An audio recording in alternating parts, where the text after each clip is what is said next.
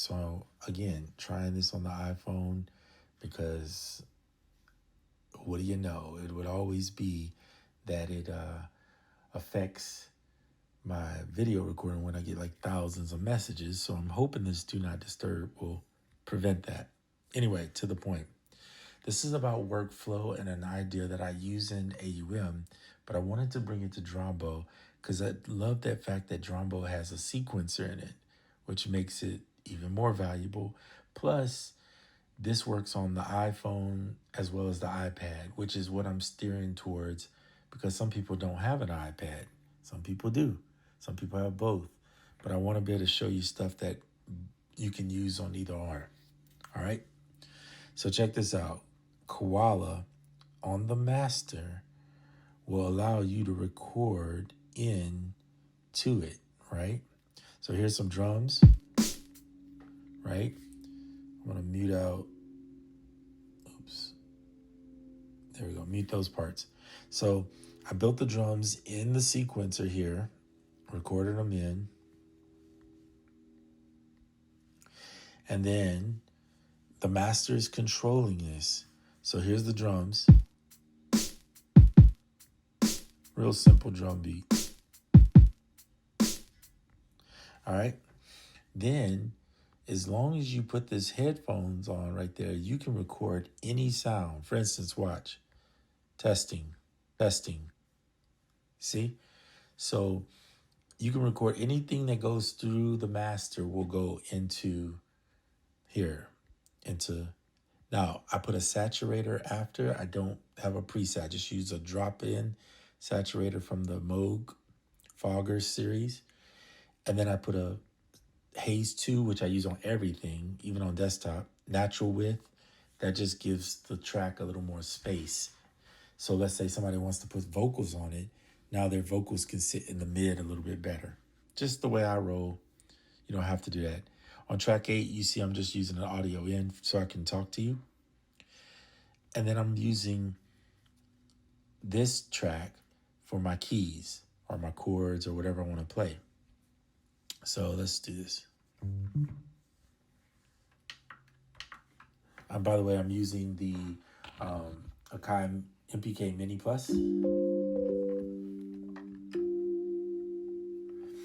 I love this keyboard tremendously because the pitch wheel and mod wheel are so valuable to me, especially if I'm playing horns or even like a bass. Sometimes I don't want to, or a guitar or whatever, use that mod wheel to get that vibrato.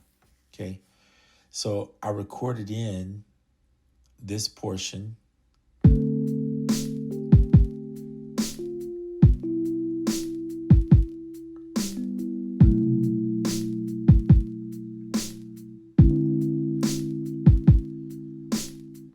So you have to mute each track to record into if you want your parts separated, right?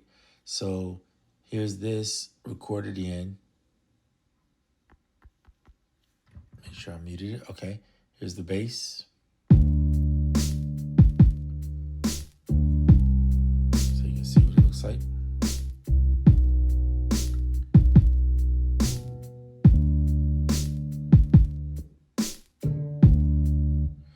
Okay, so that's I fretless bass. Grand finale is only on there for the sake of pushing it through the mix so it cuts through if you need it.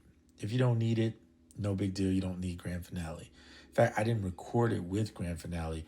I was just putting it on there to show you there's a preset built in called bass cut through, and it works wonderful, just so you know.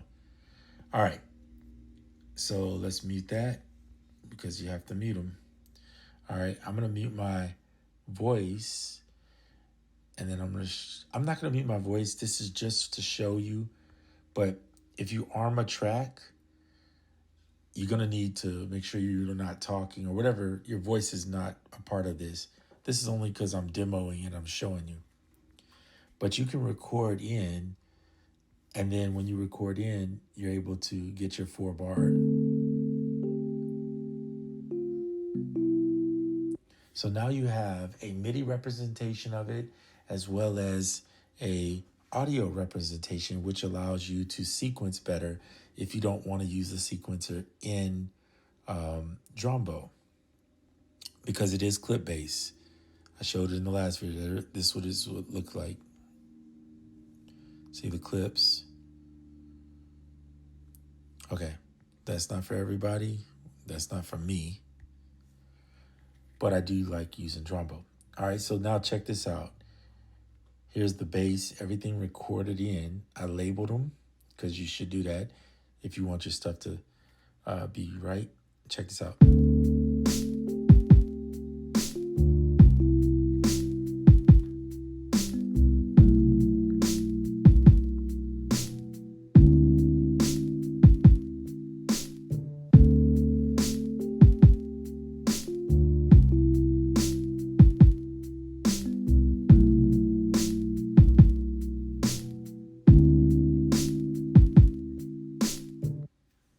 Pretty cool, right? Make sure you go in and always save. When you save, if you're working in AUM or Drambo, make sure you save in Koala as well as AUM, so that way you don't lose any of your stuff. One trick in here too is when you save something, like I've already saved it, so you can see I titled it. When you go save as and you're initially saving, make sure you click the little slider over that says save samples. Because if you use a sample in Drambo of any sort, there's a good chance that it will lose it if you don't. Okay? So I highly suggest using the save files sample in there too. And then put it in whatever folder you're going to save your tracks in. All right? So this is just a simple workflow to get it out to Koala. And then you could mix in Koala, or you could use some nice AV3s to do the mixing if you want even more of a better mix. I'm not saying Koala can't mix it. It can, but you can get even better mix using some of these features here. Now in Koala, the drive is like your saturator, sort of, kind of.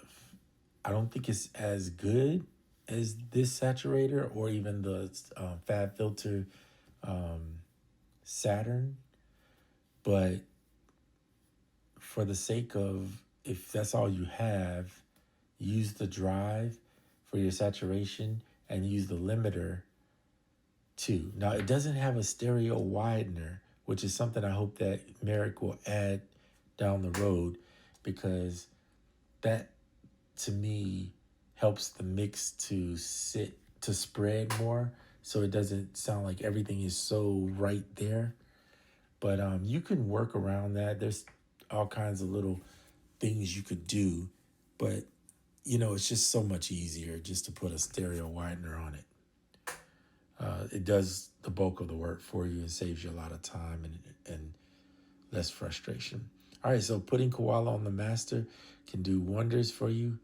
Use the instruments in here and the sequencer so that you can record. If you're not going to use this method and you prefer AUM, then you'll probably have to get like, what is it called? Atom 2, which is a MIDI sequencer, so that you can record through that in order to be able to keep the MIDI portions of your notes. So just something to think about. Different ways to create. And I just like exploring workflows and possibilities. And I like showing them to you. Hopefully you appreciate that and show me some love too by pressing the like button and recommending my videos to other people. I usually don't ask for it, and you probably won't hear me often mention it. But it's nice when you do that, and I appreciate those that have already done that. All right? Well, I'm out. Until the next one.